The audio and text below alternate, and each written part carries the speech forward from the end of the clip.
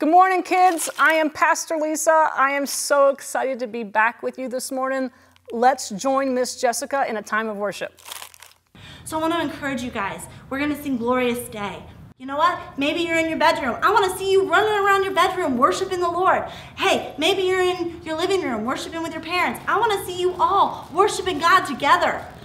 Let's find a way to just celebrate God in our dance moves and in our moments.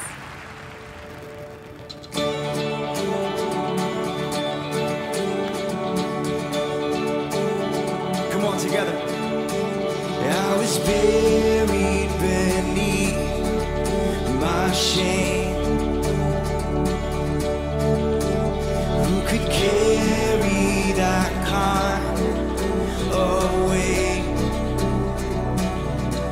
It was my tomb. Come on, shout it out. Go. Till I met you. Yeah. I was breathing but not alive. Yes, I needed you, God. All my failures I tried to hide. Come on. Hey. It was my tomb till I met you. Everybody say, Lord, go, time's up.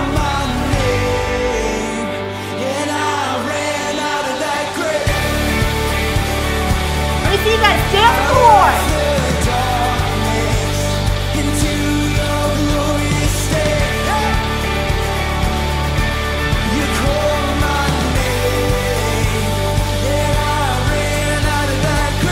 Run out of your graves. Come on, into your glorious day. Yes, Lord, you have made a new day for us. You have made a glorious day for us.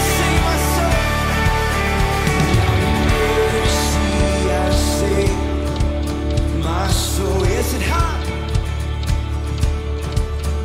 Now your freedom is all that I know. Every voice, the old name now. Jesus, when I met you, you called my name, and I ran out of that grave. Run out of your graves. Out of the darkness into your glorious day. You called my name, and I ran out of that grave. Out of the darkness into your glorious day.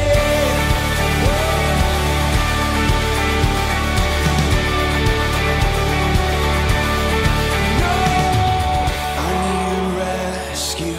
My sin was heavy, but chains break at the weight of your glory. I need a shelter. I was an orphan. Now you call me a citizen of heaven. Come on. When I was broken, you were my healing. Now your love is the air I'm breathing. I have a future. My eyes are open. 'Cause when you call my name, Run out of those graves. I ran out of that grave. Out of the darkness into your glorious day. Come on. You called my name. Oh, I ran out of that grave. Out of the darkness into your glorious day.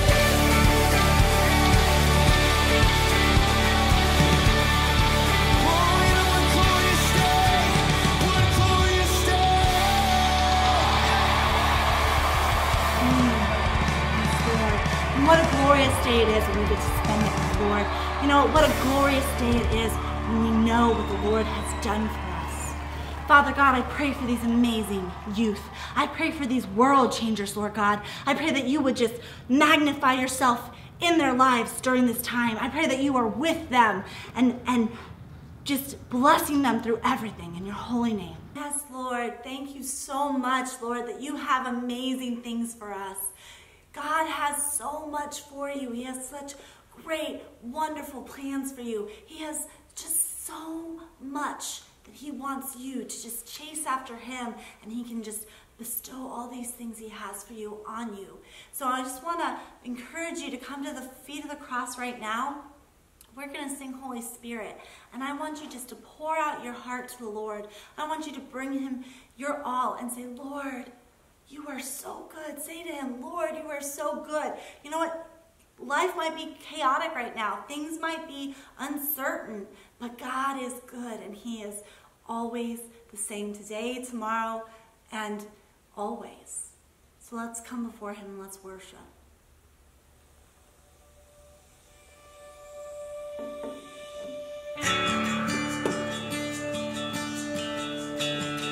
Father God, we just pray you would come and fill this room. We pray you would come and fill us up. There's nothing worth more that could ever come close. Nothing can compare. You're our living hope. Your presence, Lord.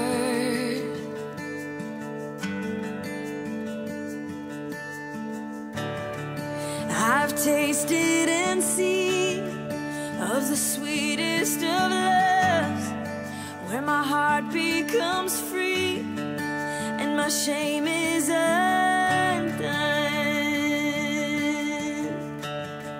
Your presence, Lord.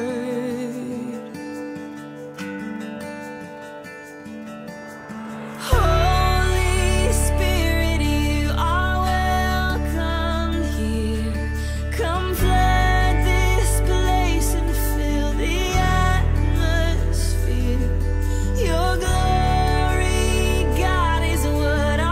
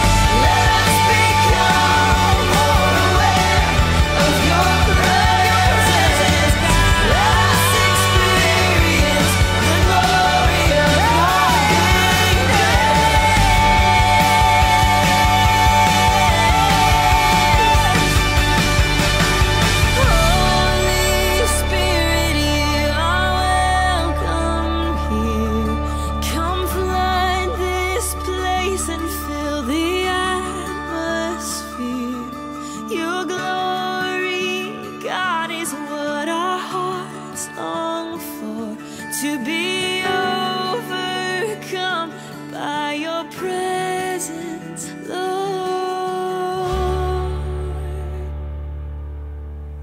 Father God, fill us with your presence. Father God, overflow in our lives. Right now, Lord God, we just surrender it to you. Right now, Lord God, we just give you our all.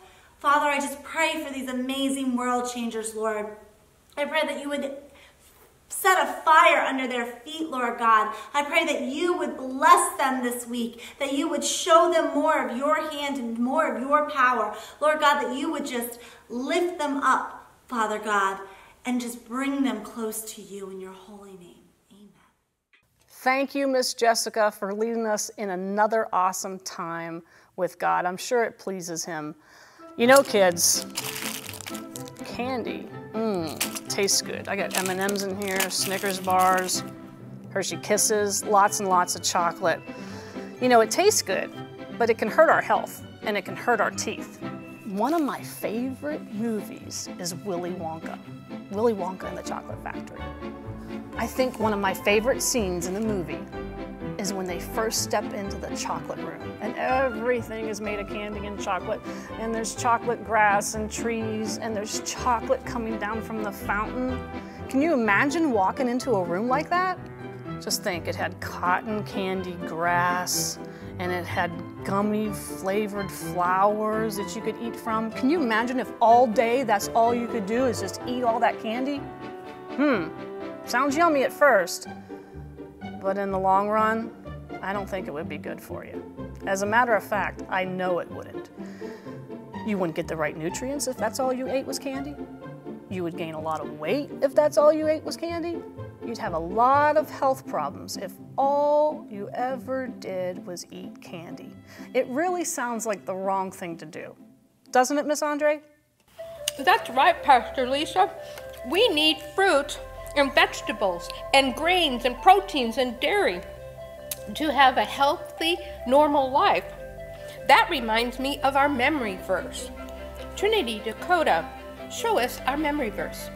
Do not set foot on the path of the wicked, or walk in the way of evildoers. Proverbs 4:14. Back to you, Pastor Lisa. Thank you, Trinity and Dakota. And yes, kids, you probably guessed it, but this week's game is Candyland. Candyland, the board game, was probably one of the first games you ever played. It's a fun and simple game that takes you through candy-themed places. But Candyland is only a game. It's just pretend. In real life, a trip to Candyland would probably be a trip to bad health and bad teeth. But you know, there's a philosophy or a thought in life that says, if it feels good, do it. And people do that all the time. Eat candy too much, or anything that feels good. They think, hey, if it feels good, I should be able to do it. But really, that's not what we should do. There's people that will deny themselves nothing. If it feels right, then they believe it's right. They can't tell the difference between good or bad because they think good is whatever they think is right, or if it feels good. These are the people that Solomon was talking about in Proverbs 14:12.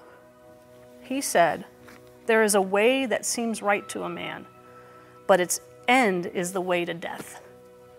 Now that means that something may feel right, but we're going to suffer some consequences just by doing something that feels good in our hearts. Now that means just because something feels good to us, it's not necessarily the right thing to do, and it's going to lead us down a path of destruction. Kids, whether we like it or not, there's a right way to live and a wrong way to live. You know, candy tastes good, but it can really give us bad health. Sin is a lot like candy sometimes. It may feel good in the moment, but in the end, it just leads to destruction. You know, sometimes we're tempted to do something that looks like a lot of fun. Maybe take something that's not ours because we want to play with it. Maybe sneak out when we knew our parents told us we couldn't go somewhere. Or maybe lying just makes it easier to get out of the trouble we're in. So it may feel good in the moment, but it's not the right way to go. God makes it very clear in the Bible what is right and what is wrong. And he does it because he doesn't want us to suffer the consequences of sin. God tells us what's right and wrong in the Bible because he wants us to make good choices. He doesn't want to make the choice for us. He wants us to make the choice. Just listen to these words. Matthew 7:24 through 29. Therefore, anyone who hears these words of mine and puts them to practice is like a wise man who built his house on the rock. The rain came down and the streams rose and the winds blew and beat against the house. Yet it did not fall because it had its foundation on the rock. But everyone who hears these words of mine does not put them into practice is like a foolish man who built his house on the sand. The rain came down, the streams rose, and the winds blew, and it beat against that house, and it fell with a great crash. When Jesus had finished saying these things, the crowd was amazed at his teaching, because he taught as one who had authority, and not as their teachers of the law. Kids, if we live by God's word, we are like the man who built his house on the rock. We are a blessing to others, we don't cause harm, and we do what is right.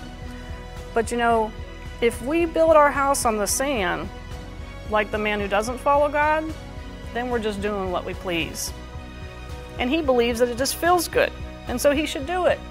Then he has no foundation in life. Jesus is our foundation. The man who builds his house on sand is just chasing after whatever he thinks makes him happy. And you know what happens in the end? The house comes crashing down. That's why it's so important to study God's word, to know what is right, to know what is wrong, and that way we can make wise choices. I pray that this week, that's what you'll do. Thank you, Pastor Lisa. We must learn how to make the right choices, like listening to Dramatic Drew. Tell us how we can win the Candyland game. Hey. What's up? I got candy! Oh yeah! And you can win Candyland! Come and get it. Come and get that Candyland. Come and get it. Come and get that Candyland.